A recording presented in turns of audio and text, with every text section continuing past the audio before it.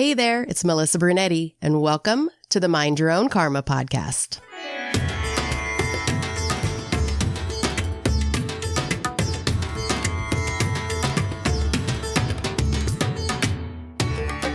Hey there, Karma crew. Thanks for joining me for this episode of Mind Your Own Karma, the Adoption Chronicles. Today, I have Stephen ROWLEY on the show.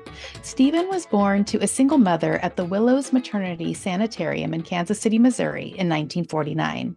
Kansas City was the hub of adoption in America for over 4 decades, and some 30,000 babies were born there over those decades. Stephen was later adopted by his parents 6 months later in Iowa. He always knew of his adoption, but at age 13, he told his mother he wanted to know more. She reacted with hostility, and from that moment, Stephen vowed he would find his birth mother and the facts of his adoption, no matter what. After 30 years of detective work, he found her, recently released from a halfway house on the East Coast. Having given up his search for his birth father, Stephen was contacted by a first cousin 2 years ago through 23andMe, who said he was quite sure that his mother was Stephen's half-sister. In turn, he discovered the name and family history of his birth father and found he has 4 half-sisters, all of whom are close to him in age. Subsequently, he began writing his memoir and finished a first draft 5 months later. Stephen likes to say that adoption has not defined his life, but it did frame it. Stephen ROWLEY, PhD, is a psychotherapist practicing in Bainbridge Island, Washington. Here is my interview with Stephen ROWLEY. So we are welcoming Stephen ROWLEY to the show today. How are you? Very good, thanks. Okay, well, you wrote a book, and so we're going to talk about that in a minute. But first, from reading the book, I just have to say, I thought I was the queen of reinventing myself and pivoting. I might be the queen, but you are definitely the king of pivoting and reinventing yourself. So I personally want to thank you for that, because at 56, sure, I am doing that again now. And so sometimes I think I'm too old to do this. And then I'm like, no, I'm not too old to do this. No, So you're not at all. Thank you for that. Thank you so much. Sure. But let's talk about what your understanding is about how your adoption, why were you put up for relinquishment? Well, my birth mother was a single mother, unwed, and I guess that's a redundancy. But anyway, she was a nurse at that time in Iowa, and there was just no way you were going to, particularly in a small town or a small town family in a small community, have a baby in the late 1940s without an enormous amount of attention, not to mention her probably difficulty, if not inability, to actually take care of me or any other infant. So adoption was quite popular back then, as was abortion in that time. Mm-hmm. And the place where I assume her father drove her to, Kansas City, Missouri, about a 4 or 5 hour drive back in those days. And it was a special home. Now, Kansas City was considered for decades the hub of adoption in the United States. Yeah, and there were maybe upwards of 10 different homes for unwed mothers. Some of them were a little fly-by-night. The one I was from, the Willows Maternity Sanitarium, was the penultimate. The couple that started it advertised far and wide in both the East and West Coast. So a lot of people brought I'd say people of privilege brought their pregnant daughters there. Now, my family, that birth family, was certainly not in that category, but they paid what they had to. So, and just on the side of that, the Willows stayed open until the late 60s. And there's a Facebook, I'm part of that. And there were 30,000 of us born at the Willows over a number of decades. The daughter of the couple that started it, who they adopted, is just a year or two older than me, and she's still alive and lives in Kansas City. And I met her on my birthday, my 75th birthday, in Kansas City, doing a reading with a guy now I regard as a partner and friend, who did a PowerPoint history of the Willows. And then I did a follow-up with my own personal account of my adoption process and some of the psychological, which I'm sure we'll get into, the dimensions of that. So but for those people who came to that particular reading, we're probably about 80 people, and just the energy of the room. And what I talked about, which is rare, I think, to people to talk about their inner lives of adoption, it was just stirring. And of course, I had so many stories come my way, and there are a lot of laughs. There's a lot of still people with frustrating stories. Yeah. So heartache and reward mixed all together. So I've regarded myself very lucky to have done what I did and found my birth mother after many years. But for those that couldn't, or basically died before some of the technology came into place, it was just, you had a life of, I still want to know who my birth mother was, and I'll never know. So Yeah. those are very plaintive feelings out there that many people still have. Right.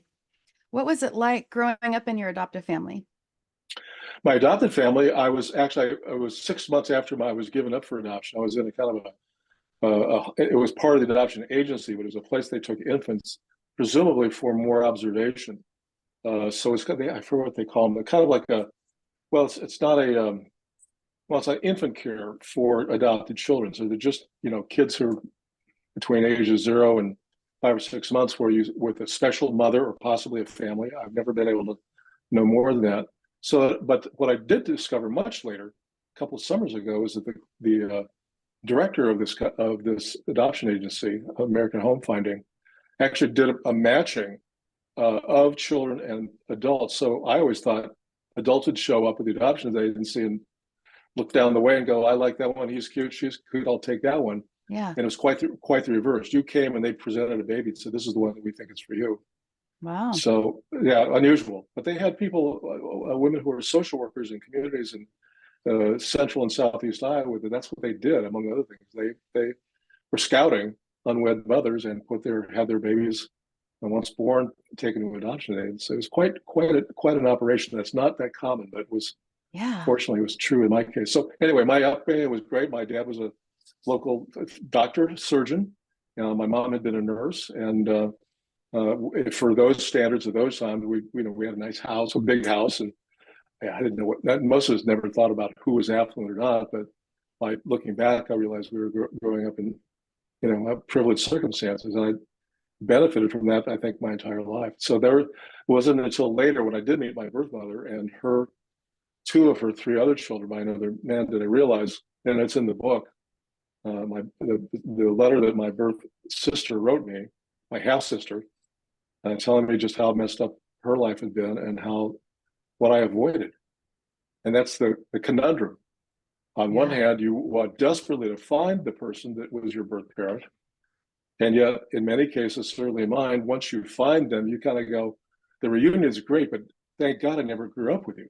So I want to get close to and know you, but I'm glad I didn't end up with you. Otherwise, my life would have been a mess, probably like the rest of them, probably. But that's that element of fate that's so interesting, I think, in every story that you're hearing.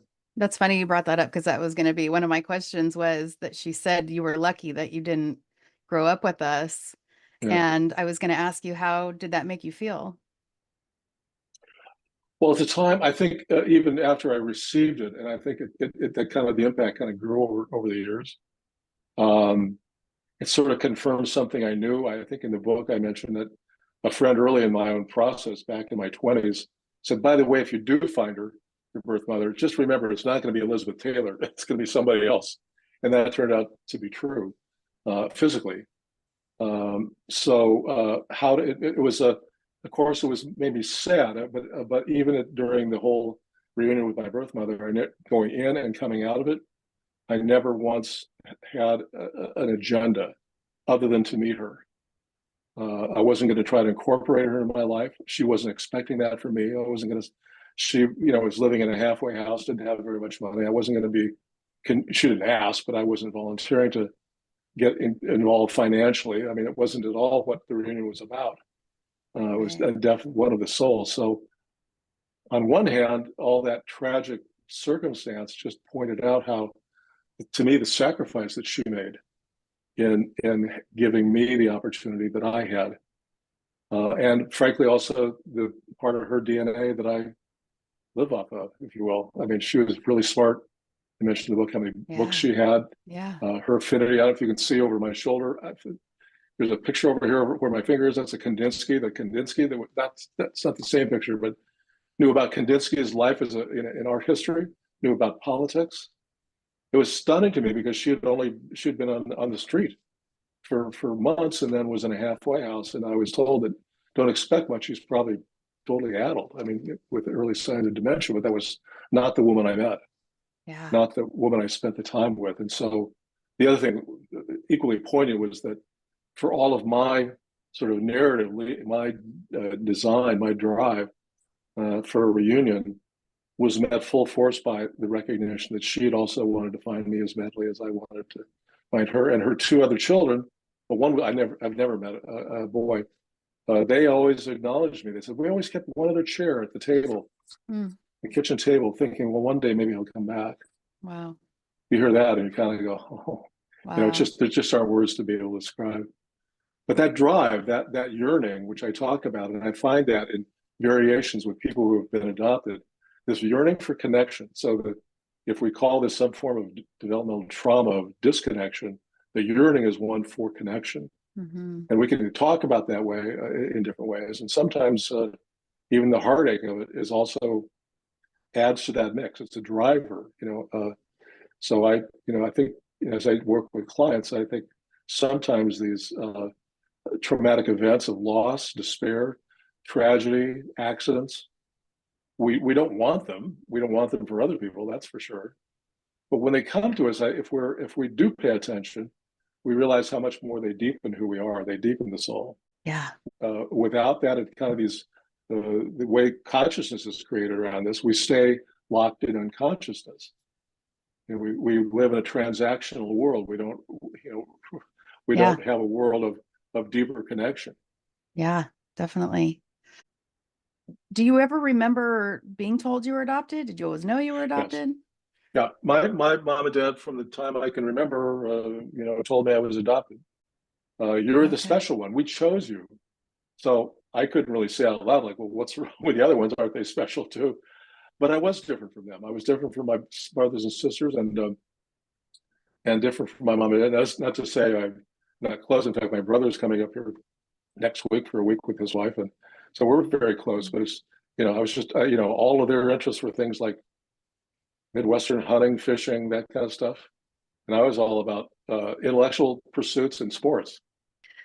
So looking back on being adopted, how did you see adoption shaping you as a child and then as an adult? I mentioned in the book a couple factors, including adoption, that from my earliest age I began to see myself, now in today's language, you might say my privileged self, different than the people I was around. I just mentioned different than my family. I certainly had plenty of good friends in high school and stuff, and still many to this day. And so we had all those things one has in common in high school: girlfriends, boyfriends, homework, sports, music, all that going out. I had all that in common with them, but I realized that beyond my awareness that I was not really, no one had much of a clue what my background was, and I wasn't advertising it. But there's other things, these intellectual interests, for example, or as I mentioned, an early awakening in terms of class and race consciousness. They hit me really early in big ways that I certainly didn't have the language for.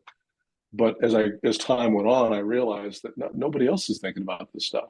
So do you think, because you jumped around, it seemed like you would get into a job and then you'd get kind of antsy and be like, I want to do something else. I want to keep progressing. And do you think that had anything to do with being adopted?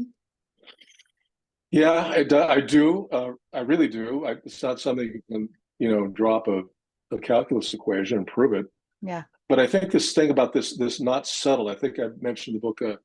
If the adoptees of the world had a theme song, it'd be Dylan's "Like a Rolling Stone." How does it feel to be on your own, a complete unknown, no direction home, like a rolling stone? That kind of like, never quite settled in relationships, not really quite settled with a job. Now I had I had professional ambition. So if you looked at my resume, in education, it's like clockwork. So it wasn't sort of random. Oh, I'm really, but in terms of my mentality, after I learned how to do a particular job, with exception of the one I got fired from, I was like, okay, I've done that. I don't need to do this again. I want to go to do something else. And that ultimately led me out of education altogether and becoming, so I went back to school at 65 and I started my practice 8 years ago. It was something new. It's something I wanted to do. And then I wrote a book. So that's, I think partly that's just who I am. Those are my inner adventures. Those are the things that have been really rewarding, even including some of the downtimes with those, and some of the frustration, but then that's part of life, right? So yeah, you're an adoptive parent as well. What advice would you give adoptive parents that want to support their adoptive children, like their emotional well-being? What advice would you give? Well, two things are related to adoption, and I talk about this. The word comes from another author, Primal Wound. Mm. The separation of, and this is not necessarily a trauma. There's a difference between abject trauma, emotional trauma, physical trauma, that kind of sexual abuse, that kind of stuff. Those are outright trauma. And you've got another category called developmental trauma, which interrupts the normal development of how we grow. And that can happen through poor bonding with a parent, as an example. When they're young, you, I think, have the responsibility to tell your version as true as you know, and everything you know about it for age appropriateness. But basically is mom and dad's adoption story of you, and tell it often. But realize by the time they get to be older, 12, 13, 14, 15, they have to be able to tell their own story. And it's not going to be, hopefully, it's not going to be mom and dad's story. They have to own that story, and it will change over time as our own life narrative changes. Yeah. So when you hear something as a parent that is, oh, that's not what I remember, or that's not what we told you, you can maybe do a little course correction, but you really have to say how fundamental that narrative is, that this evolving narrative is to self-perception, self-esteem, an explanation for what you know or don't know. So number one, recognize that. Number two, that there is some kind of the narrative part. Number two, I think, is the fact that not in everybody, but many, I believe, this unspoken, unconscious impact, this imprint of trauma, of developmental trauma on basically on his psyche, and to be aware of that. And you can't do anything about it. In fact, sometimes there's no point to say anything about it per se, except to learn how to hold it. And all of its, if the kid's a squirrely, if he's, thinking things you wish he wasn't thinking, or doing things, can I take this restless little being and still hold that? The third, I think, is more just general parenting advice. It's certainly true in our son. When he was about, we adopted him when he was 4.5. I think it was by the time he got to kindergarten, there was a school play. The Missoula Children's Theater came through town, and he was in that and had a minor part. Loved it, totally loved it. And we moved here to Bainbridge not long after, and he got involved with Bainbridge Performing Arts and played Sandy the dog from Little Orphan Annie. Loved it and had this affinity. And so we knew for that moment, this is what he really likes to do. This is who he is. On stage, unbelievable. Totally charismatic, great voice, great looks, great sense of humor. So we did all we could to support that. And so unlike, I know we had many friends we knew, by the time through high school, we're like, if you want to go into acting, go to theater school, whatever, get a BA or a BFA, but go to college and pursue this, then we're for it. Other parents would say, well, that was nice for you, but now it's time to become the pharmacist you were meant to be. So, So I think that's that, as Joseph Campbell says, follow your bliss. So you have to kind of nurture. Your role is to nurture the truth of your child, whatever that becomes, what their vision is, what they become. And as we know, that is so not the case. And so many, parents are always either directly or inadvertently, agendizing life for their kid, or you have to be like me. If you're not, then what's the matter? Don't you think I love you enough if you don't want to be me? All these weird head games that parents have, or have these unstated agenda. Now, some kids just follow in lockstep. So some people, dad's lawyer, the kid becomes lawyer. So, but I think I think by the talk at home with my wife and our son, we talk, talk about the world events and talk about, without being intellectual about people's feelings and what people are perceiving and how and why people are reacting the way they are. You're cultivating a kind of an emotional intelligence that I think is just as important as school intelligence. So that is general parenting thing. I'm not sure that's any different for an adoptee, but that's not easy to do. Parents say they do. Just like when you say to a parent, do you love your child unconditionally? I go, well, of course I do. Yeah. But if you just scored that extra goal, or you just got another 10 points on the SAT, well, maybe we'd love you just a little more. Or the girl you're going out with, the boy you're going out with, well, get a better one. We'll be happier with you.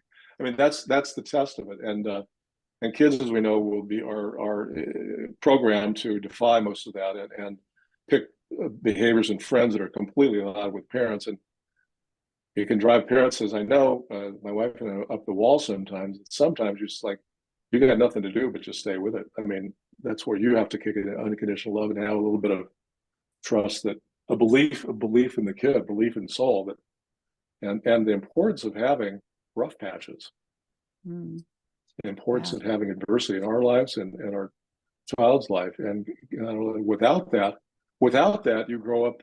That's what we almost the definition of what privilege is a world lack of adversity, a lack of difficulty, a lack of a tolerance for anything that isn't just like you. Let's talk about the meeting with your birth mother real quick. It seemed like you didn't get a very good warm welcoming at first. No. And I just wonder how you navigated that, because I think most adoptees would have just ran off right there and cried, but you handled it very well. So the background being that I had flown back to the East Coast. I think it's a different town, but I talk about is Boston. And my half sister had only known for a few hours, and she takes me to this rundown tenement in a relatively seedy part of town. And so my birth mother knew I was coming, and I think she had to know I knew her circumstances to some bit. So I had picked up a very special bouquet in a box of long stem white roses.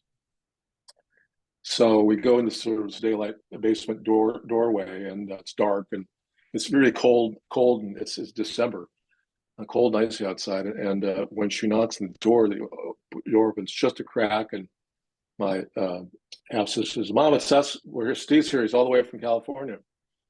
And there's a pause, and I just see these eyes kind of creep around the door, and she said, "I didn't ask for you to come. Who the hell gave you my address?" And it was like, oh. So I mean, literally, I'm thinking, breathe. So I just literally stood my ground. I could just get grounded. I mean, I knew enough to do that. And then my first comeback was, I said, "Well, let's just say that somebody didn't just give me your address. It took me a while to find out where you lived. I mean, I've been searching for it for the better part of my life." So she comes in. She's still very wary. Opens the door more so, leads us into her kitchen, and then her roommate was gone. It was a clean, but it was threadbare. I mean, old linoleum floors and plastic for like a tabletop and so forth. And that's when in small talk, she said, "Oh yeah, well, still a lot of my stuff's in storage." And I go, "Oh, like what?" And she said, "Oh, all my books." I go, "How many do you have?" She goes, "Oh, I don't know, 500 or 600. And that's when the light bulbs went off. I remember I'm newly minted from Stanford. So I'm like, I'm living in a world of books. And that started to tell me something. And then when we mentioned that Kandinsky, and she launches into a art history lesson on Kandinsky in 1938, when that was taken, and where his moving from Russia back to the better part of Europe, and how his painting changed during that time. It was mind-blowing.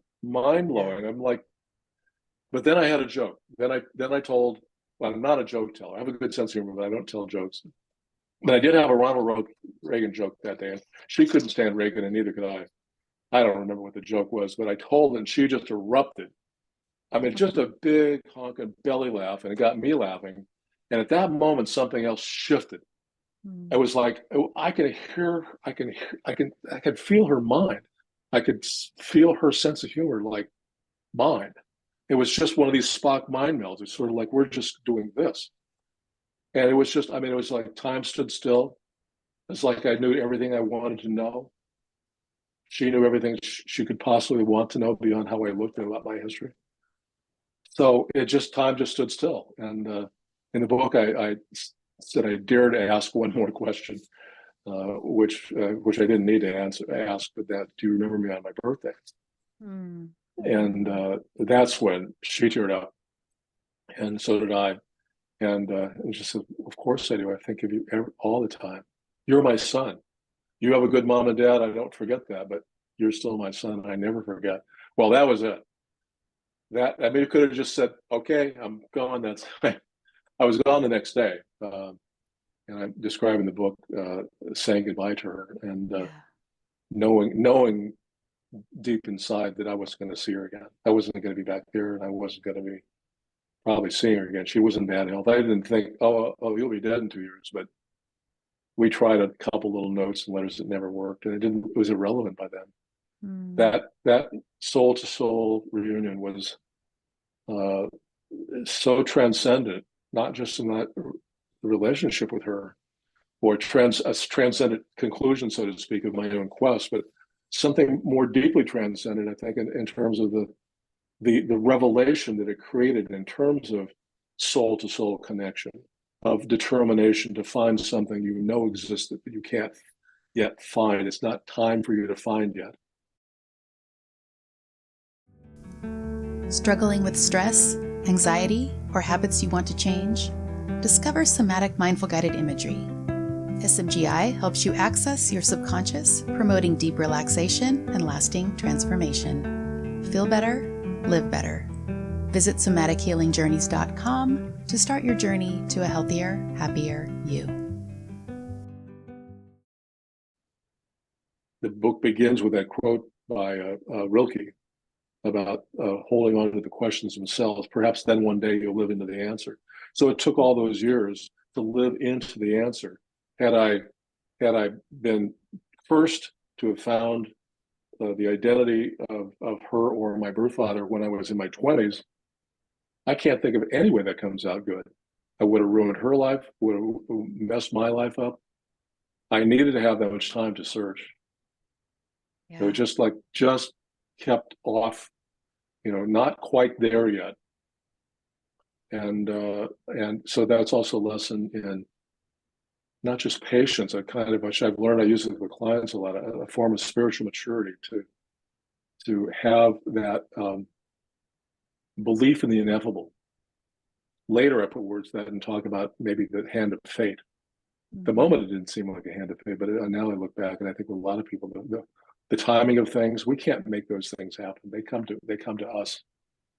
And to recognize, as we say, I'm going to build my life. I'm going to, here's my next career. I'm going to reinvent myself, which I've done plenty of, and you are too. To a degree, yeah. I mean, you can't sit on your thumbs and something's going to happen to you. On the other hand, those turns of reinvention often have certain elements of synchronicity or fate woven into them, I think. And we have to be ready to recognize that, and particularly when it's not happening or when we're up against adversity, to recognize what is life trying to reveal right now. Now, I didn't have those thoughts in my mind then, but I do today as a therapist. So I help plant that idea with some people who want something to happen, but it can't quite happen now the way we want it to happen. I want a reconciliation with my old man, but it's not happening right now, and maybe it shouldn't happen. You talk about in the book the wound that your mother and you both carried because of relinquishment. What conclusions did you make from your experience about those wounds? Well, if we become aware of them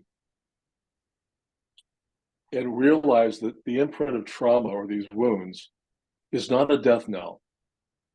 If you see the world through a particular lens, you can make yourself into a victim. You can have a victim story. And when you do that, then you're stuck. You've sealed your own fate by having that. Now that up against even much worse circumstances, like, oh my God, if it hadn't been for my birth father, hadn't been for the school principal or my drill sergeant or the cops or whoever, I would have been much better than I am today. But they're the reason. So this victim blame game is something people get stuck in and hold on to it with great relish. Yeah. And creates vendettas and all kinds of unhappy lives. So I think the thing is that when we can recognize and find in them the seeds of some other kind of deeper learning we're supposed to sort of get. Why, as I mentioned earlier, one of the happy byproducts of having those wounds and becoming aware of them is that it does deepen soul. It made me into a different man than I had I not had that. Yeah. I mean, I know plenty of guys my age, hometown, and nice guys, family people and big families and had good jobs and stuff, but I don't get the sense of their interests have not strayed the way mine have. I mean, in terms of areas of spirituality, Zen, whatever, psychology itself, history, the world. Those, I think, those painful incidences can, I think, with some self-reflection, realize they become our teachers. This is like remember hearing distinctly from the Dalai Lama in person say that one day, adversity is our teacher, it's our greatest teacher. Yeah. Failure is a great teacher. Yeah. It doesn't feel good. I'd rather not. Right. Which But leads me we to learn from that. my next question. So you had a major life shift. You kind of alluded to it when you became unemployed at one point. But it seemed like what you call that, I think you called it a train wreck of your life, seemed to give you a huge gift. So talk about that a little bit. Well, this is in California. I was superintendent of a district. Apple Computer was in the center of my school district, 5 big high schools. It's a long story. A major rift with the school board and with certain segments of the community who basically were plotting my overthrow. And even though the community at the end of the day saw through some of the bullshit and actually came after the board president, he in turn came after me. And I was, through illegal meetings on their part, basically shown the door with no warning whatsoever. I mean, there was a warning, but it was quick. Not only that, but the worst of it was, part of it was like, okay, good. Well, okay, I'll go take a year off and then look for a job or whatever. I don't want to be here anyway. But what they did was they violated my contract. So I got a severance package for about 5 vacation days instead of the couple $100,000 I was due, and missing the retirement years. So I had a great lawyer and went and had to sit the bench for 7 months to get to mediation. But it was more than that. So I was immediately thrown into kind of my own sort of purgatory. Yeah. Like I was sent to my room. No one in the district was allowed to contact me. With my wife and I moved a few miles away to Saratoga. And at that point, although I tried to get work, it took me a long time, being dense as I am. Like, you sue a school board, you're not going to get a job as a superintendent again. It took me a long time to figure it out. So I was applying for jobs. I must have applied for 100 or so. Couldn't get an interview. Wow. So I was stuck, and the bank account was draining. And but my days were mostly what I call chop wood, carry water. It's sort of like get up in the morning, go work out a little, prepare something to go shop for at the grocery store, think what's going to have for dinner, go to a coffee house, noodle in a journal, write some poetry. So I had to stay in that world for a long time, feeling utterly stuck. I think I've seen that it was actually a dream that pulled me out of it. I had a remarkable dream, and in short order, I was able to get a job back up here in Washington State. So it was not a fun time. I was not a fun person to be around. On the other hand, it was something that I realized to take me down it would take something big. To get a life change of that dramatic would take something like this, to be really this big. And so that was a lesson. So I didn't think my ego was that big, but it must have been, because when it got ripped off, it hurt like hell. So, but at the same time, during that period where this goes into astrology, which was happening, I won't get into that now, but my spiritual life just was up on fire.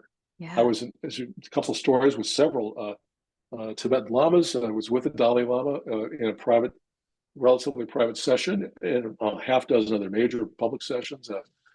Met with Jane Hirschfield, the Zen poet, Leonard Cohen, Zen, musician. I mean, he's more than that. Just saying Zen is kind of a sticker. But all of those conspired to just bring my spiritual life up, just all-time high. When I played in Carmel Valley with Lama Kunga, who was one of the first lamas that the Dalai Lama sent to bring Tibetan Buddhism to the West.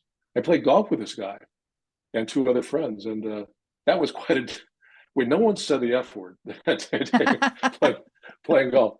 But at the end, I think I mentioned the book, because I had won a silent auction to be able to do this. He was so charming and so down to earth. And so after the 18 holes, I kind of knew, okay, I'm going to get about 15 minutes, 20 minutes just to kind of, get your question together. What's the big one you're going to ask? This very famous and incredibly wise man. And so I mumbled around something about Beginner's Mind, which is a Suzuki Roshi book, which is a fundamental book, not only for Zen Buddhism, could be true for therapists. And I don't remember what his answer was. But I remember sitting there as I'm kind of stuff, trying to sound like I wasn't as stupid as I felt. And he just reached over and kind of took my hand and just kind of patted it and just sort of said, in so many words, you just got to be patient with yourself. Now, the golf pro could have told me that. I mean, your shot is lousy. Okay, be patient with yourself. That moment, it was just like beginner's mind. It was just like suddenly I saw everything really freshly. I was in that moment. I felt like had been divorced from, separated from all my petty grievances, my being pissed off with the school board. I saw the world differently in a heartbeat. That's what I've certainly know plenty of others Zen people or Buddhists would call that a moment of transmission. That moment where something is transmitted that beyond defies words. So you did say at one point, and I'm quoting from the book, it said, my life depended on getting unstuck, but how? So for those kind of feeling the same way right now, how did you do that? Where did you start? What part of the book did I say that in? I think it was around what you were just talking about. Yeah, but how? You were realizing, yeah. So what did you start with? How did you start to get unstuck? Well, I don't. If I gave you an explanation that was, I did this, I did this, I did that, and I got unstuck, it wouldn't be the truth of it. Let me read this to you. I alluded to this before. This is the very beginning of the book. Be patient. This is Rilke. Be patient toward all that is unsolved in your heart, and try to love the questions themselves. How do I get unstuck? Love that question. Try to love the questions themselves, like locked rooms and like books that are now written in a very foreign tongue. Do not now seek the answers, which cannot be given you because you would not be able to live them. And the point is to live everything. Live the questions now. Perhaps you will then gradually, without noticing it, live along some distant day into the answer. Now, that wasn't something that was like cogent. Oh, yeah, that's a great thing. But looking back, sometimes that's all you can do. As I say, put your pants on one leg at a time. Yeah. Get yourself up off your butt. Go to the grocery store. Think of something interesting in your life. Don't buy too much wine. You'll just drink it anyway. So, I think because of this other interest in both in writing with poetry and also spirituality, that I embraced that. What didn't seem, getting a job back in education and embracing a spiritual life, or basically, putting it on steroids, don't seem to be connected. Yet they seem to be running in parallel, but of course they're not. They're woven around each other. Not like you wake up every day and go, oh, it's interesting. My spiritual life and my job search are all woven together. It doesn't happen that way, of course. But it was in time, that form of evolution. In therapy, I always say to clients, being stuck and being able to say you're stuck is a really good place to be. First of all, it's honest. Second of all, like if you're in the middle of South Dakota and you have a flat tire and you don't have a spare and there's no cars around, you're stuck. So what do we do? Well, while we're waiting for something to happen, we look at where we are. We look at the road. We look at the mountains. We listen to the birds. We feel the wind. We feel the sun. I mean, we begin to attend to our environment that we wouldn't have otherwise before. So I think part of that, the clue is, what is life trying to reveal to you right now? I have a client who's trying, in her way, to desperately feels stuck with a job she hates. She's good at it in the world of finance and wants to do something different, but she feels stuck. So as we're doing a little of this, so what does being stuck tell you? What's going on around you, inside, outside? What else? What is stuckness? Stuckness is your best friend. Tell me how that works. People go, "Oh, are you kidding me?" It doesn't. So occasionally, I have a client say, "Yeah, like, here's your homework assignment. Come back with a paragraph and tell me why my stuckness is my best friend for my best teacher." That doesn't always work. That's a bit of a parlor trick, but you know what I'm saying? So that I'm looking back. I'm not sure in the context of the book that was my immediate thought, but there wasn't a lot of other stuff to do. And in fact, when I got unstuck and found a job, I had a successor job that I hated, but I did have an income. Yeah. And eventually it led me to doing what I'm doing now. So it was not, I wish I could say, oh yeah, lost my job and discovered Zen. I became a therapist, and wasn't that a great 3 carom shot? It didn't happen that way. It took a while. I had to kind of clank through purgatory a little bit more. Yeah, I think if you realize that nothing is wasted, nothing that happens is wasted. It's all part of the. I like that. I like the way you put that. This is Robert Johnson, the famous Jungian psychotherapist. I don't think he's still alive.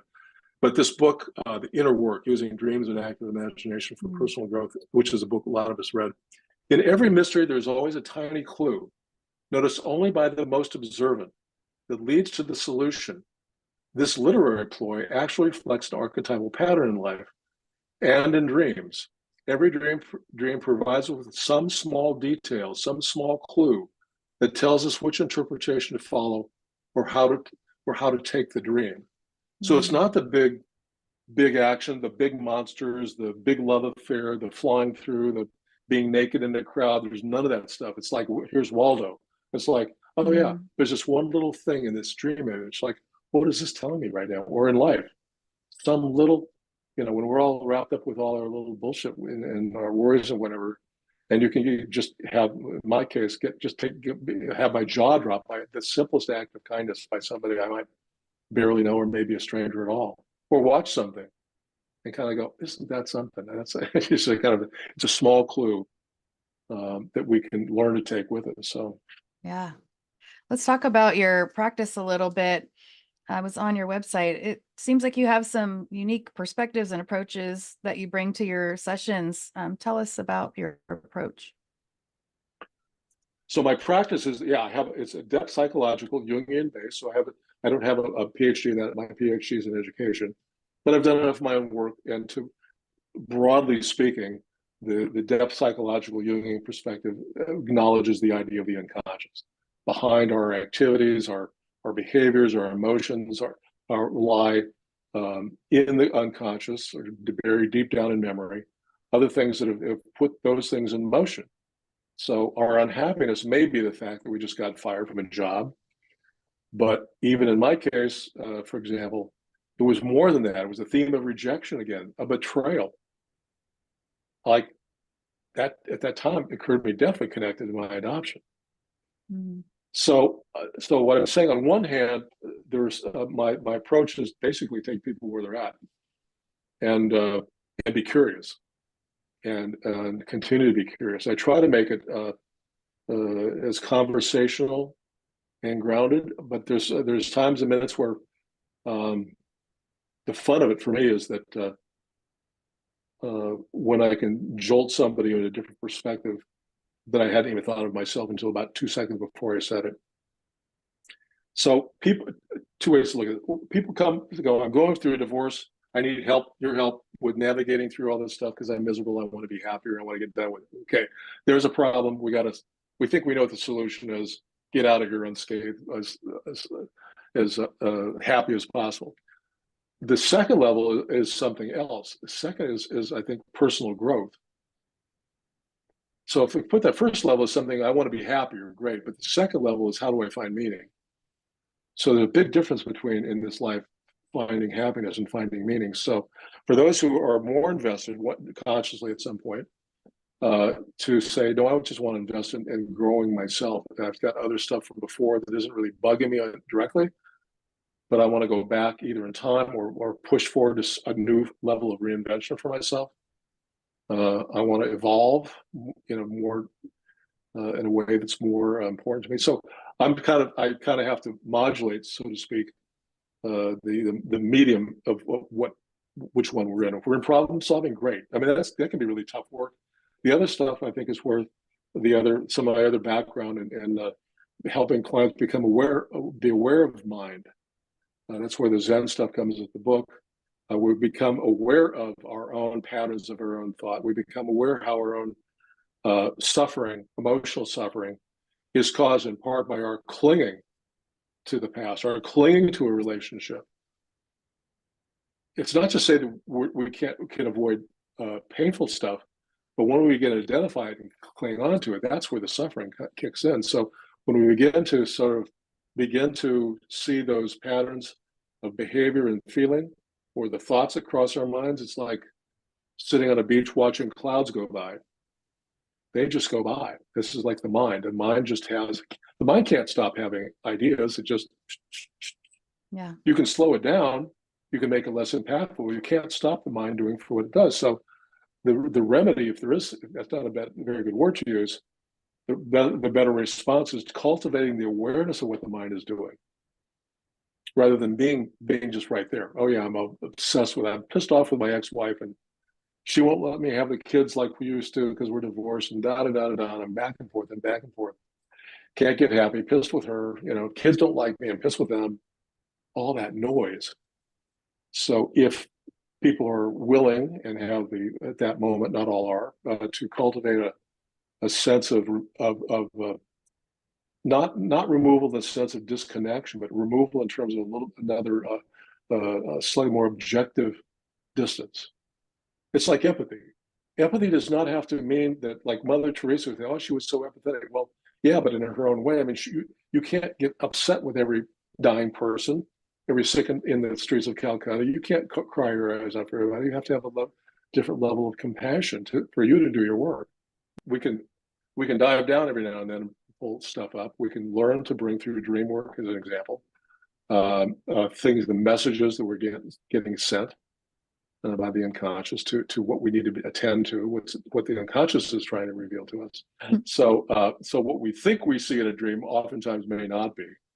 Yeah. And so we have to learn how to dig down deeper and have that, and also allow ourselves to be frustrated. Like a lot of people, even people who are good at working with dreams, will work with a dream for months and kind of go, I still don't know what it means. So what is dream tending? I saw that on your dream website. tending was a term created by Steve Eisenstadt, Steve and I are the same age. He was the co-founder of Pacific Graduate Institute, and wrote a book called Dream Tending. He's got another one out called Imagination Matrix, I think is the name of it.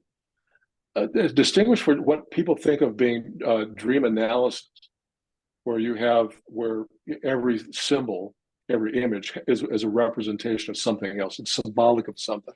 Now, sometimes that's perfectly okay, but what a true Jungian interpretation would be is the importance of image.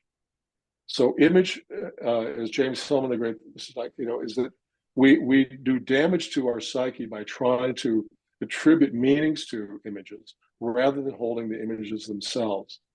So if we have a dream, as he did in one of his books, talk about a big black snake in a dream, try not to give it a name. Try to let big black snake energy recognize it's alive inside of us. And what it also is trying to tell us. So it's holding on to image and staying with image. Images, and particularly what we call archetypal imagery, most of the images we have are universal in some way or another. Image is the appearance, image is the visual manifestation of the energy. Like if the black snake looks like a black snake, that's a black snake, but it's a snake energy. So dream tending, I liken to this is maybe the best way to do it, but if you're here in let's say my old office, and you and I are talking, and we look across the way, and you go, I had this fabulous dream, and I want to tell you about it. I said, well, tell me about the dream. I said, let's go outside. Tell me about the dream. So I'd see like a big circus tent. You go, this is my dream. It's all in here. Come on in, I'll show you. So we walk together into your big tent of your dream, and you tell me what you see. You tell me the action you see. I'm just, and also I'm allowed to react as much as you do the images I see. So I can sometimes break some of how Steve reacts. So it's once we get in harmony with it, as we begin to locate ourselves in time and place, our associations. An association with something is not the same as an analytical or symbolic representation. So if I say, yeah, there's that big raging bull again, all right, I bet, somebody would say, yeah, that's, your angry mother or whatever. I go, well, that bull in a bull ring, God, it reminds me of Hemingway.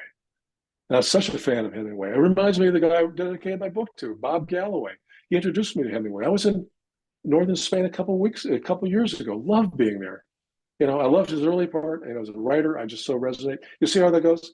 It's something, that association. Like, so what else to be teased out by having this bull appear? What do you say if someone doesn't remember their dreams? Well, a couple things. First of all, if you can do anything in terms of when you wake up, to have even a fragment of a feeling tone, or even a flashing image, one image, we can work with that. Otherwise, what you can do is try your best to keep a piece of paper and a pencil by your bed at night. And when you wake up in that flash moment, you write something down, kind of go, Boy Scout 10.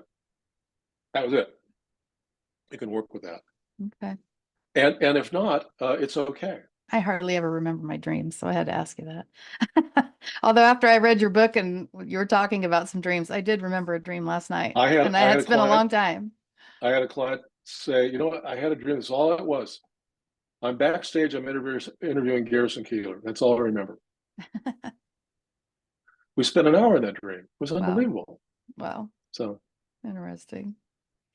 Well, kind of in closing, what would you like struggling adoptees to know? Well, first of all, you're not alone. There are a lot of us out there. There's tons of books. In fact, I think my book came in with a gob of other books dealing with adoptions. There's all manner of resources and stories, the good, the bad, and the ugly stories. There's a lot of factual books. So all manner of stuff where you can find find yourself, so to speak. There are tons of Facebook pages out there, and I haven't tried to excavate those very much, but they're out there. And no, I think I'm not sure this gives anybody an enormous amount of satisfaction, but you go down to the grocery store and pass by 40 people in the course of 15 minutes. I'll guarantee that 6 or 7 of them are adopt. Guarantee it. When you look at the number of, I think it's the book, there's about formal legal adoptions, about 1.5 million in this country. If you include the people who were raised by somebody other than their biological mother and father, that number goes to about 10 million. But the other estimates for people whose lives have been affected by somebody they know have been adopted, or in some other way, that number goes to about 100 million. Oh, yeah. So I really, even just cocktail parties kind of settings, 5 people and say, just out of curiosity, who was adopted, a parent of an adoptee, or knows somebody who was adopted? Yeah. 3 out of 5, almost every time. So number one, not alone. And I'd say that, well, we don't have time to get into it, but that kind of is to, if there are, in fact, negative, if there are ghosts haunting you about it, in one way or another, it's good to get some help from somebody to explore it. Your feelings are more than understandable. As I talk about in the book, which I think is it's not the only one, but the idea of the orphan archetype, that energy, the orphan energy that's in me. I dare say it's in its own way in many, not everybody, but many who are. We resonate with those issues of betrayal, lack of trust, lack of security, yearning, all that ball of wax. That comes with the package. Now, to think that can go away is to be mistaken. On the other hand, to take the time either on your own or with professional help to realize some of these, like a dream itself, like a nightmare dream, like a nightmare image, we can learn to make these things become more of an ally than an adversary. We can learn to use a sense of loss and disconnection into something else than what it seems to be on the surface of that. Again, I wouldn't have said that 10 years ago. I'm saying that now, but I'm much older and I've got a lot of experience that helps inform me about that. People who have a strong internal dialogue system are much more resilient in life and are not far less prone for disease and mental illness. It only stands to reason on one hand, but what does that mean? Internal dialogue. Writing a journal, talking with somebody, sitting by yourself by the side of a pond thinking about stuff. Yeah. Both the questions and the answers that come to you in your head when you're doing that. Yeah. That I think is that cultivating that self-awareness. And I think also which is a theme of the book, is that for some other reason, fate served this up to you. How come?